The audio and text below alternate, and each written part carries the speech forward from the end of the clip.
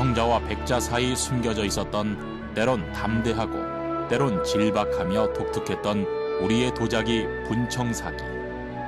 분청사기는 고려의 세락과 조선의 건국 사이 등장한 새 시대의 그릇이었다. 새로운 시대에 걸맞게 바뀌게 되면서 분청사기라고 하는 새로운 장르로 볼 수 있는 도자기들이 형성이 된 것 같습니다. 화려한 청자와 유교적인 백자 사이에서 실용성을 강조한 다양한 모양들로 서민들의 사랑을 받았다. 청색도 백색도 아닌 회백색은 투박하지만 친숙한 서민들의 질박한 삶을 닮아 있었다. 추상, 또 해학, 또 순수한 그 일상민들의 어떤 정서의 표현, 이런 것들로 아마 압축할 수 있지 않을까 싶어요. 담대한 해학과 거침없는 파격미를 갖춘 분청사기의 문양들은 현대 도예에서도 그 예술성을 인정받고 있다. 짧은 시기, 가장 자유로웠고 파격적이었으며 왕실과 서민 모든 이들의 사랑을 고루받았던 분청사기의 아름다움을 재조명해본다.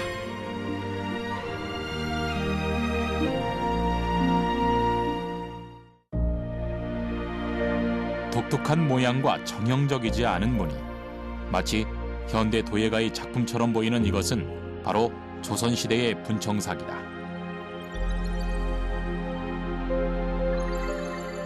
현대 도예의 거장 버나드 리치는 현대 도예가 나아갈 길은 조선시대의 분청사기가 이미 다 제시했으며 우리는 그것을 목표로 해서 나아가야 한다며 우리의 분청사기의 가치를 높이 샀다. 가식 없는 소박한 매무새, 화려한 청자와도 티끌 하나 없던 백자와도 다른 분청사기. 분청사기는 과연 어떤 도자기일까?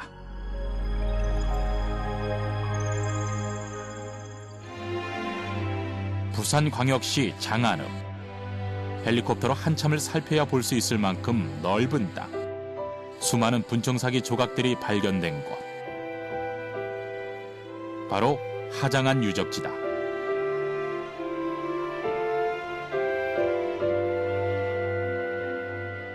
유적지 한 켠을 차지한 도자 작업장. 조각난 분청사기들은 어떤 이야기를 숨기고 있을까? 거기에 이제 지명이 부산 기장군 하장안 상장안 장안 마을입니다.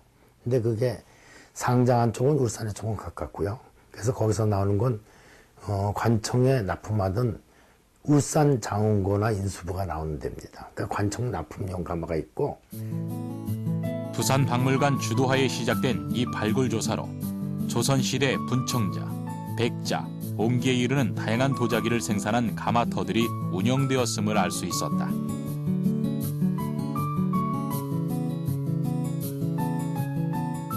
솔직하고 자연스러운 아름다움, 분청사기의 독창적인 매력은 세계 도자기를 놀라게 했다. 하지만 한때 분청사기는 이름 없는 도자기에 불과했다. 우선 분청사기라고 하는 용어는 20세기에 들어와서 만들어진 새로운 용어입니다. 이 용어를 사용한 것은 뭐 많이 알려져 있는 얘기입니다만 일제강점기 때에 한국 최초의 미술사학자였던 우현 고유섭 선생이 사용한 것으로 알려져 있습니다.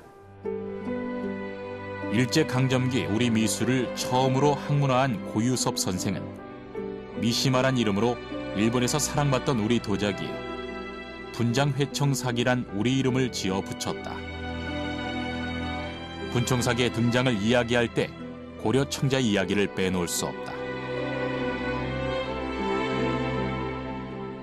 당시 도자기 공예의 선진국이었던 중국의 영향을 받아 화려하고 섬세함의 극치를 보여줬던 청자.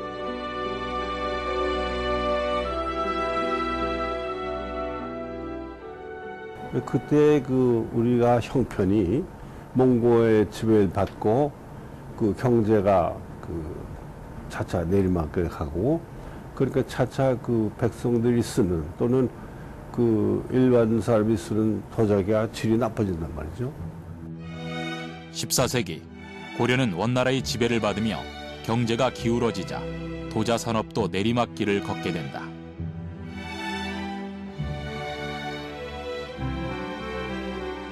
한때 화려했던 청자 문화가 퇴락의 길로 접어들게 된 것이다.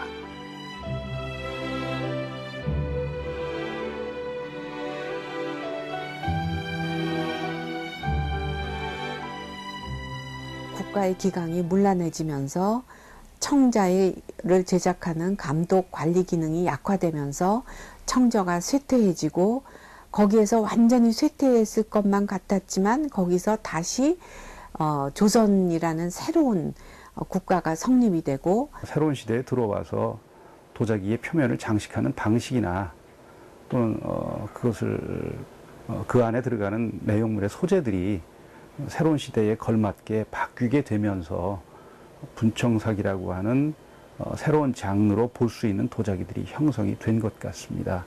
결국은 유행의 변화라고 봐야 되겠죠. 한 시대가 가고 새로운 시대가 오고 있었다.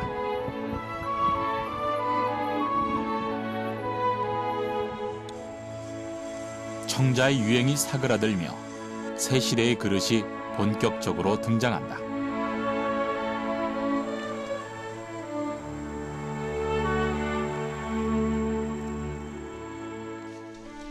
고려 말 조선 초 청자의 뿌리를 이었으나 독창적인 기법으로 도자의 새 역사를 쓸 분청사기. 청자나 백자와 그 제작 방법이 크게 다르지 않았지만 분청사기는 겉에 백토를 덧입혀 구워졌다. 도자기의 소재나 질이 떨어지던 시기 상감할 때 쓰는 백토로 하얗게 분장을 하였다 하여 붙여진 분장회청사기.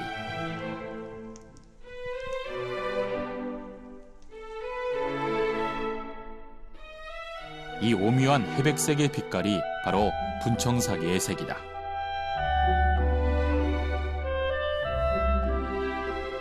맑은 백색을 띠는 조선 백자, 깊은 푸른색을 띠는 고려 청자와는 다른 색.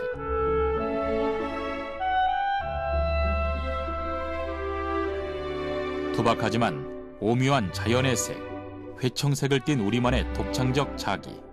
무엇 때문에 이런 색이 나타날 수 있었을까?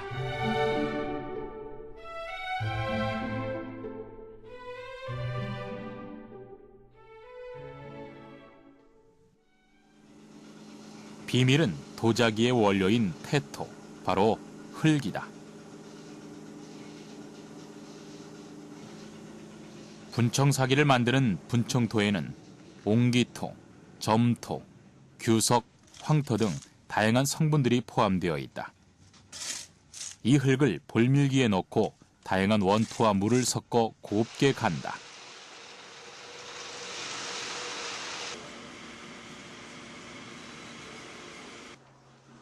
이후 흙의 수분을 제거하는 탈수 과정을 거치면 분청사기를 만들 흙이 구해진다.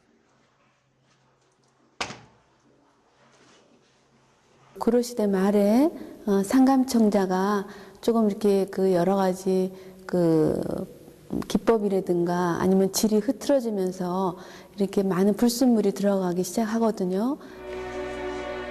완성된 분청토의 색은 불순물이 섞여 어둡고 칙칙하다.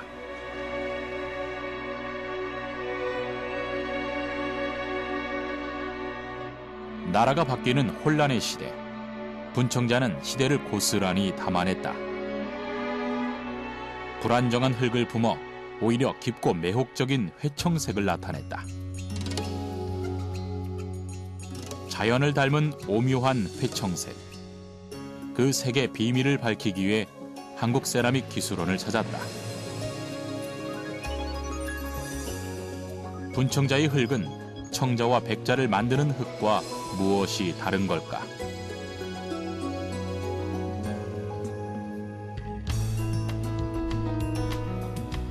청자토와 분청토, 백자토는 육안으로도 그 색의 차이를 확인할 수 있다. 수용액에서 시료와 시약을 반응시키는 습식 분석법을 이용하여 물질을 구성하는 화학 성분 각각의 양을 확인하는 ICP 화학 분석 실험.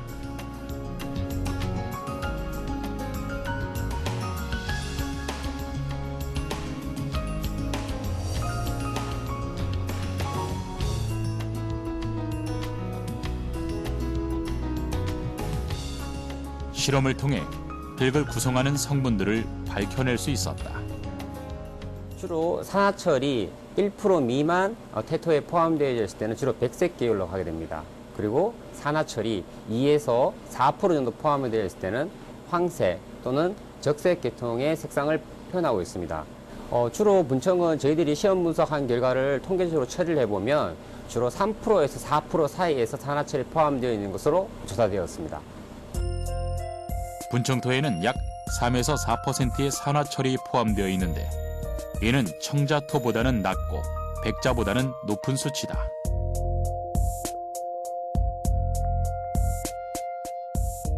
철이 많으면 붉은색이 나와야 하는 것이 상식이다. 하지만 왜 분청자, 청자는 붉은색이 아닌 푸른색, 회색을 띠는 걸까? 유약 속에 미량의 철분이 환원되면 약간 푸른색을 먹게 돼. 그러니까 청자의 푸른색이 진하고 분청의 푸른색이 좀 흐리거든. 근데 분청은 태토가 회색하네. 거기도 백토가 씌어 있어. 그러니까 묘한 그 천색에도 묘한 색이 나오지. 그게 분청의 특색이지. 도자기의 색을 좌우하는 것은 구워내는 방법에도 차이가 있다. 가마의 과학적인 원리를 통해 그 색을 표현하기도 했다. 산화소성과 환원소성의 차이는 산소의 공급량에 있다. 산소가 많이 공급된 쪽은 철분과 산소가 결합하여 붉은색을 띠지만 환원소성은 산소의 양을 줄여줌으로써 흙 속에 산소를 태우게 되고 철이 본래의 푸른색을 띠게 되는 것이다. 도자기 색깔은 흙이 아닌 불과 산소에 달려있는 것이다. 청자를 산화소성하게 되면 그냥 흙의 본 색깔인 적갈색 또는 엷은 갈색의 색상을 띈다. 하지만 환원소성을 하게 되면 옥색이 나오게 되는 것이다. 각기 다른 방식으로 구원해 다른 색을 띠게 한 가마의 과학적인 사용은 당시 우리 도자 기술의 우수성을 알게 한다. 인간은 토기를 만든 이래로 약 만여 년에 이르는 기간 동안 보다 고급의 도자기를 만들기 위해 노력해왔다. 800도의 토기부터 시작하여 1300도의 자기를 굽는 방법에 이르기까지 가마의 계량과 연료의 개발은 신기술의 도전인 동시에 노력의 결과다. 부족한 것을 장점으로 삼고 그 독특함을 살린 분청자의 매력은 선조들의 도전 정신과도 이어진다.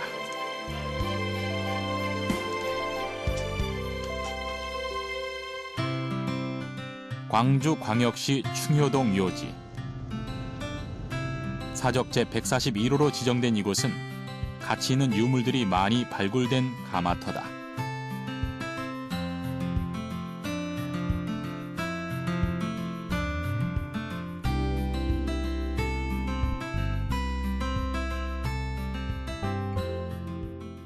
퇴적량이 상당합니다. 그리고 그 좁은 지역 안에서 가마를 옮겨가면서 새로 가마를 만들고 또 도자기를 생산하고 하면서 적어도 한 지역에서 수십 년 동안 가마를 운용했던 흔적이 퇴적에 고스란히 남아 있습니다. 고려 후기에서 조선 전기까지 상감청자, 분청사기, 백자를 굽던 가마터인 충효동 묘지. 이곳에서 발굴된 다양한 도자기들은 많은 것을 우리에게 알려준다.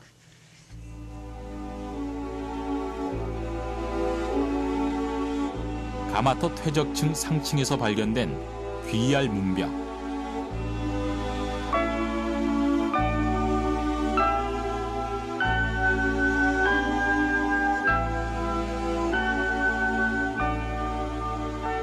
그 밑에서 박지문, 조화문, 상감문, 인화문 등이 출토되어 분청사기의 문양과 발달 과정을 짐작할 수 있다.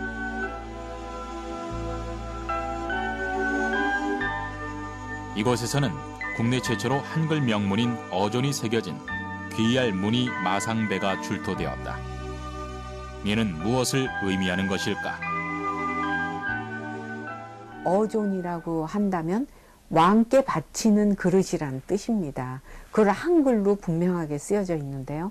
그거는 아마 왕실의 진상자기로 이제 정기적으로 이렇게 바치는 세금이 아니라 특별히 그 지역에서 나오는 분청사기의 하나의 그 제기를 왕실에 바치고 싶어서 진상하고 싶어서 만든 것이 아닌가.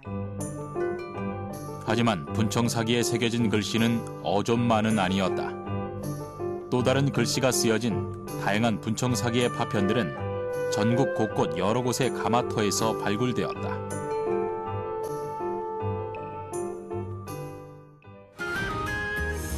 이것이 의미하는 바는 무엇일까? 하만 장흥고라는 글씨가 새겨진 이 분청사기가 뜻하는 것은 무엇일까? 국가의 여러 가지 육조라든가 각 부서에서 필요한 도자기를 공급했던 기관은 기본적으로 장흥고가 가장 핵심적인 역할을 하지 않았는가 생각이 됩니다. 왜냐하면 조선왕조실록에 장흥고에서 그릇을 빌려다가 환수한다라는 얘기가 있습니다. 태종 1417년 4월 20일의 기록을 보면 과거 장흥고와 관련된 수많은 송사들이 있었음을 알 수 있다.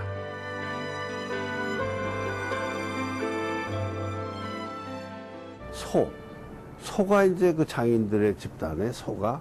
근데 소가 상당히 많았고, 소를 중심으로 소에서는 뭐냐면 지방에 필요한 상일면들 그것이 중앙에 또 공납을 또 바치기도 하고.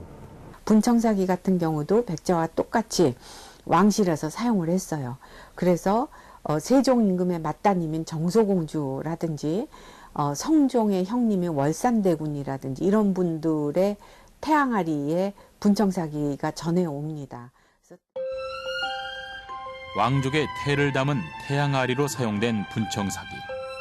이는 왕족들도 분청사기를 아껴 사용했음을 보여준다. 이때의 분청사기는 청자의 세심한 무늬와 비교할 만한데 청자의 종종 사용된 인화 기법을 사용했기 때문이다. 분청사기는 7가지의 표현 기법을 보이는데 청자가 사그라들고 분청이 처음 나타나던 초기에는 인화 기법을 사용했다. 다양한 문양의 도장을 찍고 황토나 백토를 채우는 인화 기법. 돌 도장을 찍는 방법은 보통 도장들처럼 한 번에 찍는 게 아니라 도장을 가운데 중심에 딱 두고 원형으로 한 바퀴 돌린다. 한 번에 찍혀지지 않기 때문에 도장을 돌려서 찍어야 한다. 이때 힘을 적당히 분배시켜야 일정한 깊이의 모양이 나온다. 여러 무늬를 가진 도장을 전면에 꽉 채워 찍어낸다. 섬세하고 정교한 기법이다. 중앙에 세금처럼 공납으로 이제 올려지면서 이제 이 분청사기가 정교하게 잘 만들어야 되기 때문에 그 당시에는 이제 인화 기법이라고 그러고 이제 또 이제 인화 기법이 조금 이제 점점 발달돼서 정교한 그런 아주 그 예쁜 아름다운 그 통일된 미의 분청사기가 이제 그 만들어집니다. 도장을 사용해 문양을 찍어낸 후 그 표면에 하얀 백토를 바른다.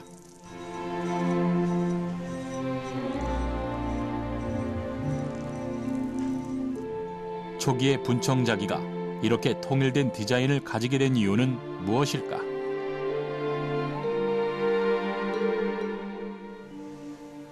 품질에 대한 통제는 물론 당연한 것이고 디자인에 대한 통제도 분명히 했을 것입니다. 그렇게 해서 중앙에서 받아들이는 분청사기의 경우 그러니까 전국이 하나로 통일되는 그런 경향을 나타내고 있습니다. 그래서 중앙에서 받아들이는 분청은 도장으로 찍어서 어떤 일률적인 생산이 가능한 것이 나타납니다. 잘 마른 백토를 긁어내면 파인 도장 자국 안에 백토가 남아있게 된다. 이것이 인화 기법이다.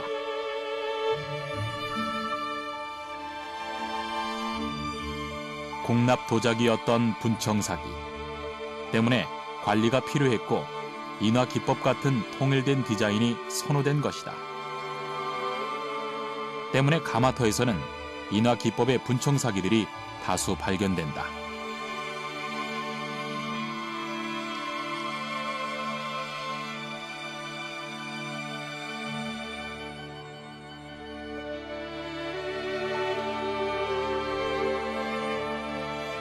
분청자 발생 초기 정교한 인화 기법과 함께 사용됐던 것이 상감 기법이다. 도자기의 그 흙이 채 건조되기 전에 반건조됐을 때에 그 원하는 문양을 끝이 날카로운 도구로 파내고, 그리고 그 파낸 이후에 붓을 이용해서 파낸 부위에 이제 흙을 붓으로 발라가지고 감입을 해서 표면을 살살 긁어내가지고 정리를 하는 방식을 말합니다. 문양을 새기고 그 파인 부분에 백토나 황토를 채워 넣는 상감 기법이다. 잔손질이 많아 시간이 많이 소요되는 상감 기법은 12세기에 들어서면서 고려 청자에 많이 사용되며 절정기를 맞이했다. 초기 분청 상감은 청자하고 구분이 안 돼. 거의 비슷해. 그러니까 청자는 큰 흐름이 일부 조선조로 예행이 되지. 고려 청자에서는 상감 청자라는 하나의 뚜렷한 유형을 형성하고 있고, 그것이 고려가 망하고 조선이 건국이 되었는데도 그 상감 기법이 계승이 되는 것입니다.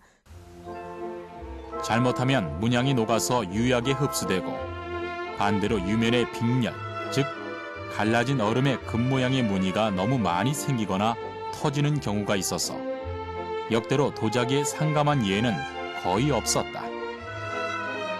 고려의 상감 청자가 높이 평가받는 이유는 바로 그런 어려움을 이겨낸 장인들의 놀라운 솜씨 때문이었다.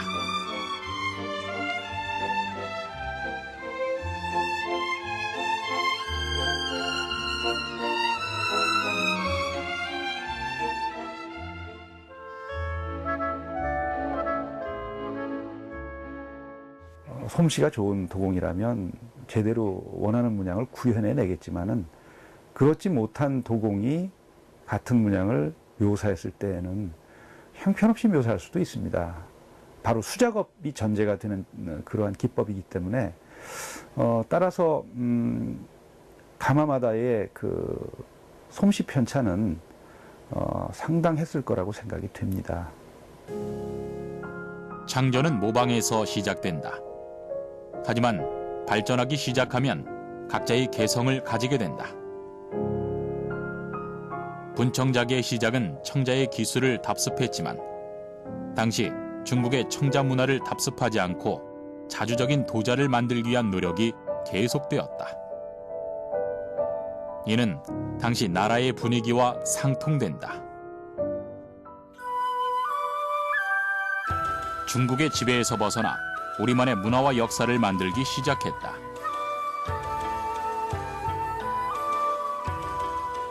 한글로 만들어진 한글 해설서인 훈민정음 해례본,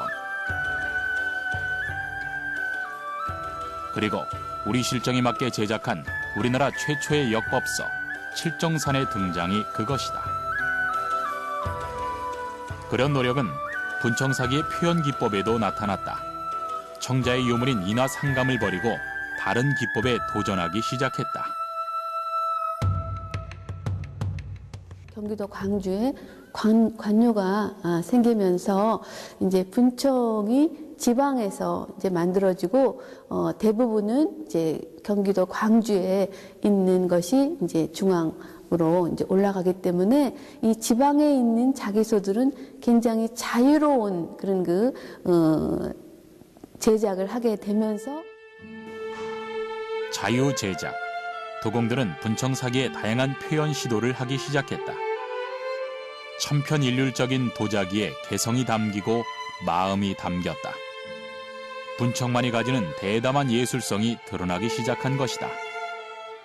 중앙에 납품하고 나머지는 지방에서 사용한다 이렇게 보면 지방에서 사용하는 경우에 있어서 제작의 주체가 누구냐는 것이죠. 그럴 때는 제작의 주체가 국가나 중앙의 어떤 정치적인 개념이나 유교적인 어떤 그런 근본적인 개념에서 떠나서 좀 더 자유분방하잖아요. 자유롭게 할 수가 있다는 것이죠. 틀을 깨고 자유분방해진 도공들의 예술호는 손끝으로 나타났다. 분청사기가 새로운 표현을 하기 시작한 것. 이때 등장한 것이 바로 박지 기법이다. 그릇 전체에 백토로 분장하고 표현하고자 하는 문양을 그린다. 문양 이외의 배경 부분을 긁어내고 그 위에 투명한 회청색의 유약을 발라 문양을 나타내는 기법이다.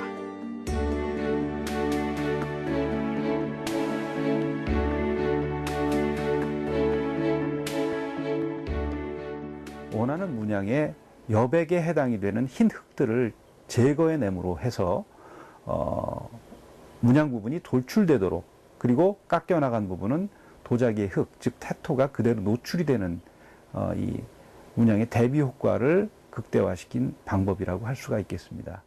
고렸을 때 문양이 많이 있었잖아. 그런 소위 문양을 나타낸 전통이 그냥 전통에 이어지는 거지 이제. 그러니까 바로 15세기에 적어도 중엽되면 완전히 분청이 특징이 탁 나타나요.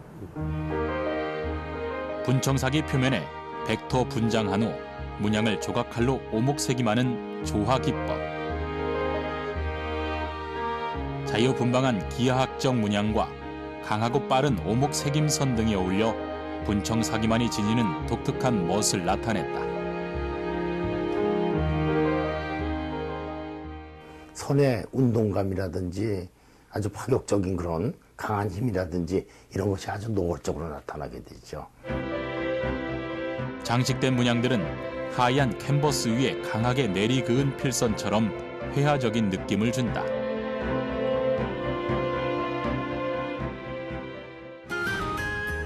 세상을 놀라게 한 분청사기의 파격미는 어디에서 기인한 것일까? 파격적인 무늬와 그림, 대담한 모습, 무엇이 분청사기를 이렇게 자유롭게 했을까?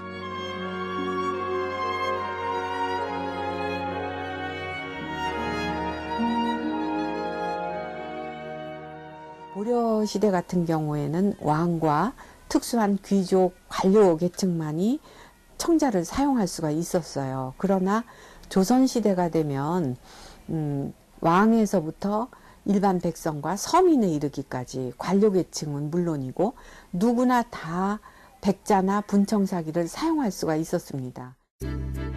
많아진 수요와 공급, 왕에서부터 일반 서민에 이르기까지 누구나 분청사기를 사용했다. 전국 곳곳에서 분청사기가 만들어졌고 다양한 시도도 파격도 용납될 수 있었던 것이다. 지방 곳곳에서 만들어졌던 분청사기는 각 지역의 특색도 담아냈다. 충청남도 공주시 반포면에 위치한 공주 학봉리 도요지는 조선시대 철화 분청사기 가마터다.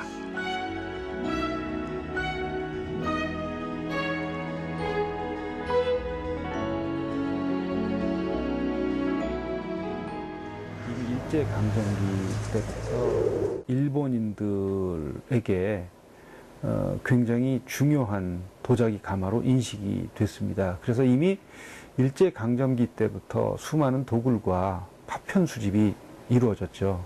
다시 한번 조사를 했지만 너무 그 가마가 그 퇴적층이 교란이 되어 있어서 그 혼란을 오히려 일으킬 수 있어서 그 100년 이상의 그 학봉리에 이른 그 철화분청사기, 분청사기의 역사를 그 재현하기에는 많은 어려움이 그 있습니다.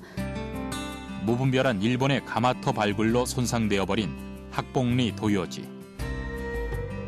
이곳에서는 다양한 분청사기의 파편들이 발견되었는데 공주 계룡산 주변의 특징을 가진 분청사기 파편들이 많이 발견됐다.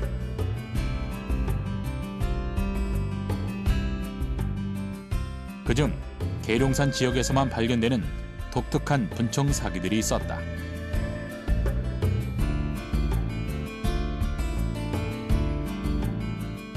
자연철을 곱게 갈아 자유분방한 철화 문양의 그림을 그린 철화 분청이다.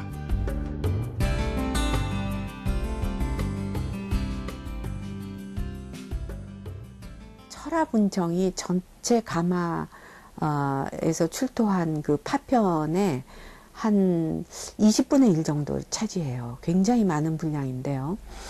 근데 그 철화분청 같은 경우는 또 제가 그 전라남도 고흥 지역을 조사해 본 결과 거기서 한 4편이 나왔어요. 철화분청이 4편이 나왔다는 것도 그것도 굉장히 주목받을 일인데 그것보다 훨씬 많이 대량 생산된 곳이 계룡산 학복리 가마입니다. 특히나 꾸밈없는 모습과 거침없이 활달하고 강렬한 인상을 심어주는 계룡산 철화 분청사기.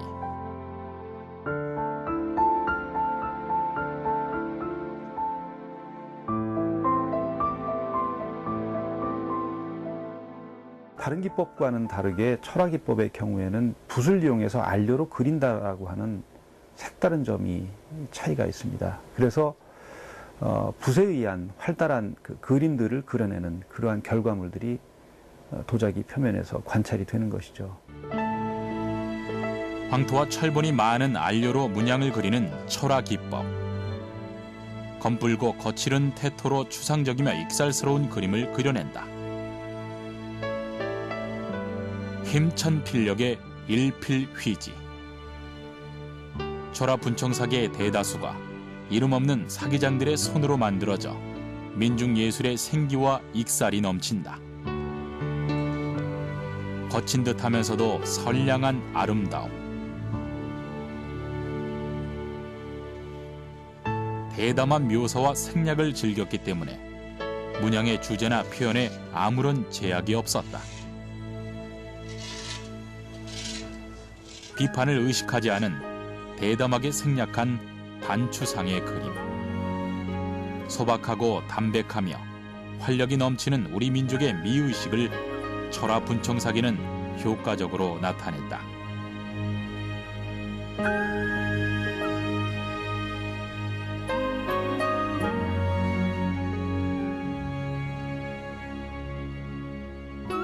간소한 몇 개의 선으로 그려낸 대담한 아름다움은 분청사기가 가지는 자유분방함을 고스란히 드러낸다. 일반적인 어떤 흥취, 조선인의 어떤 감성, 보편적인 그런 마치 조선시대 풍속화를 엿보는 듯한 그런 한 풍속화에서 한두 부분을 떼서 분청사기에 그려넣은 듯한 그런 요소들이 분청사기에 보이는 것이 아닌가 합니다. 분청사기는 백토 분장을 구사한 어떤 종류의 기법에서도 모두 자연스럽다.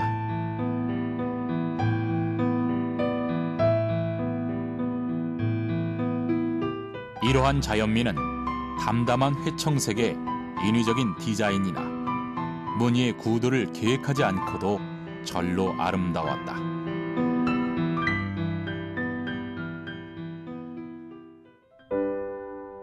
하지만 청자와 백자 사이 개성을 담아 번창했던 분청사기도 유교의 영향으로 백자가 귀히 여겨지자 점차 쇠락의 길을 걷게 된다. 세종대에서부터 세조대 사이는 그 분청의 질이 아주 뛰어나지만 서서히 질이 나빠집니다. 대신 한쪽에서 백자라는 큰 기류가 다시 일어나고 있죠. 그 아주 강하게 일어나기 때문에 결국은 분청의 후기와 백자의 확산기와 겹치는 부분이죠. 그러니까 백자가 점점 많아지면서 분청은 더 이상 만들 필요가 없는 거죠. 그렇게 돼갑니다. 태조 이성계가 조선을 세우고 펼친 정책 중 하나인 숭유억불 정책. 유교를 숭상하고 불교를 억압했던 정책 때문에 백자의 고결미가 인정받게 되고 분청도 점차 백자 같은 하얀색을 띠기 시작한다. 회청색이 거의 사라진 백자를 닮은 분청의 모습이 나타나게 된 것이다.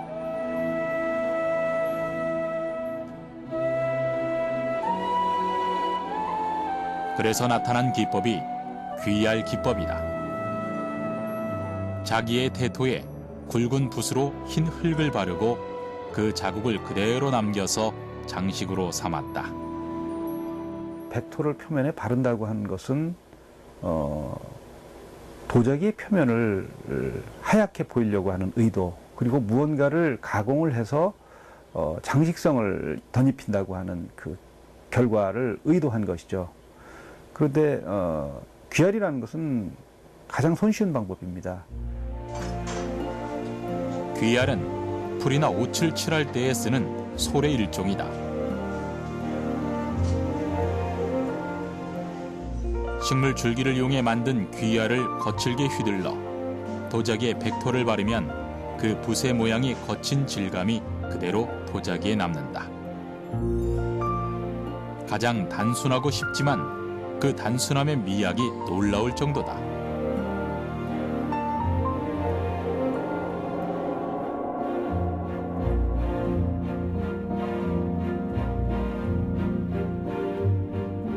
붓을 휘둘러 무늬를 내고 그 단순한 추상미를 즐긴다. 현대 미술에서 그대로 통용되어도 좋을 만큼 자유분방하고 담백한 아름다움이 있다. 백자로 되어 가는데 그냥 백자만 따라가면 고려 전통 없어지잖아. 그래서 거기다 무슨 문양을 넣는단 말이야. 재미나게 새로운 문양을. 그것이 분청사의 특색이지. 그러니까 그걸 새로운 문양을 표현하기 위한 방법이 귀알과 덤봉이란 말이지. 재미난 문양을 넣고 새로운 시도를 하고 싶었다. 좀 더 흰색을 담아내고자 했다. 그래서 백토물에 자기를 덤벙 담그는 기법이 시도됐다. 이름도 재밌지 않은가. 하얀 화장토를 덤벙 담궈 어떤 모양이 나올지 모르는 순간의 미학. 그것이 바로 덤벙 기법의 매력이다.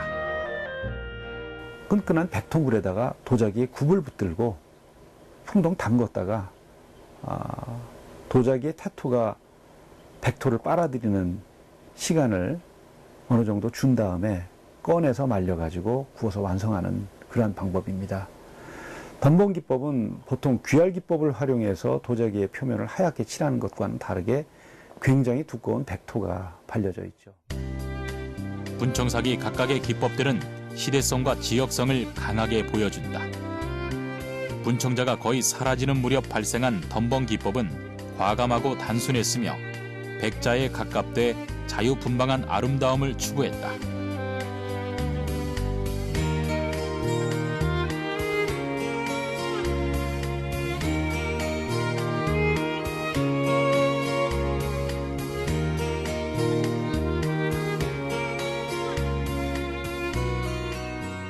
분청의 말기에 가면은 문양도 다 없어지고 백자가 되거든. 그러니까 그 덤벙 척 담궈서 꺼내면 백자가 되는 거 아니야. 그러니까 백자가 되는 마지막 단계가 덤벙이지. 귀알과 덤벙은 분청사기가 백자화되어가는 마지막에 나타난 기법들이다. 단순한 붓질 한 번에 많은 이야기를 품게 하는 귀알 기법. 덤벙 담근 동작 하나에 이루 설명할 수 없는 아름다움이 깃드는 덤벙 기법. 아주 오래전 짧은 시간 나타났다 사라진 분청사기는 자유분방했고 변화무쌍했다. 당대 선조들의 해학과 도전의식이 담긴 도자기 분청사기. 백자가 막 발전하고 팽창되면서 분청이 시대적 사명을 다하고 서서히 자기 혼자 갔습니다. 그냥. 그런데 우리가 세계 도자기의 역사에서 봐서 이것도 나름대로 의미가 있습니다. 아마 분청 시대만큼 그 자기의 표현을 과감하게 할 수 있었던 때가 있었겠느냐. 아마 없었지 않을까. 조선시대 19세기 이렇게 오면서도 그런 과감한 표현은 없습니다. 자기 생각을 그대로 나타냈다는 것이죠. 분청사기는 가장 자유로운 도자기였다. 변화를 인정했고 분청사기의 존재 자체가 틀을 깨는 시도 그 자체였다. 독립된 자유로운 정신이 분청사기 안에 살아남아 있다. 현대적인 의미의 어떤 예술 작품과 상통하는 그런 면을 이미 가지고 있었다라는 점, 그리고 백토의 아름다움을 우리가 분청사기를 통해서 볼 수가 있고요.